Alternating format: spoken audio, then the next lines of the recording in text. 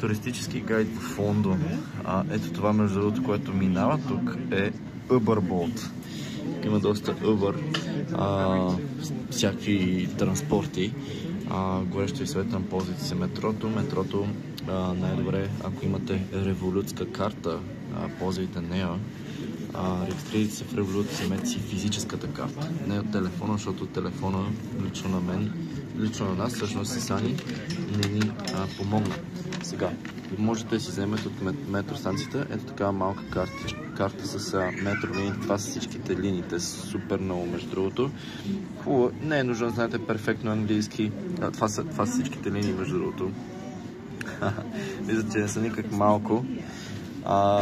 Ето тук е Waterloo и вече зависимост от къде идвате, може да се ето тук трябва да следите, за да стигнете Биг Бен. Има, разбира се, и Мадам Тюсо, обаче после в някаква друга посока, къде сме си го подчертали, ще го видим после. В момента сме буквално в една от най-високите точки на Лондон Ай. Лондон Ай е 135 метра висок. Високо това швейцарско колело, ли, както му се нарича на други места. Това тук в далечината е част от цялото съоръжение. Ето го Биг Бен. Надявам се фокусира добре камерата. Виждате, в почти най-високата точка сме. Само за сравнение, това там са червеното, което минава, дъното са двоетажни автобуси.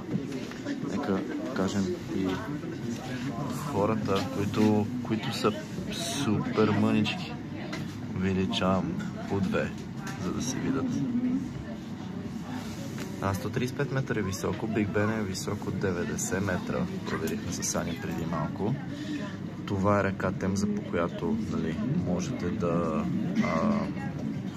посетите 96 метра, права ни, че е точно.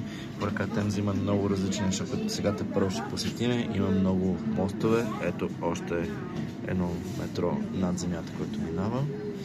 От друга страна, за да можете да посетите тези атракции, ви съветваме минимум няколко дни по-рано да напишете, примерно, London Eye Tickets, за да можете да си вземете, има дори пакетни билети.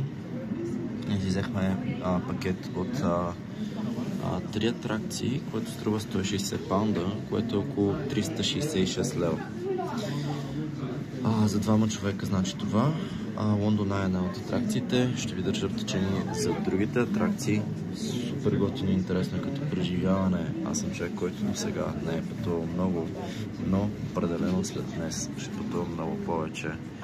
Буквално виждате Лондон. Това, което също може би виждате нещо като някакви точици. Това е дъжд. Тук дъжда е, поне този, който до момента сме хванали, е изключително ситен, така че вали си доста. Хубаво е да си имате дъждобран. Ние си взехме дебели яките и дъждобрани от Decathlon, които просто си слагаме отгоре и вършат перфектна работа, така че да не се мокаме прекалено много другите дрехи. Желая ви успех!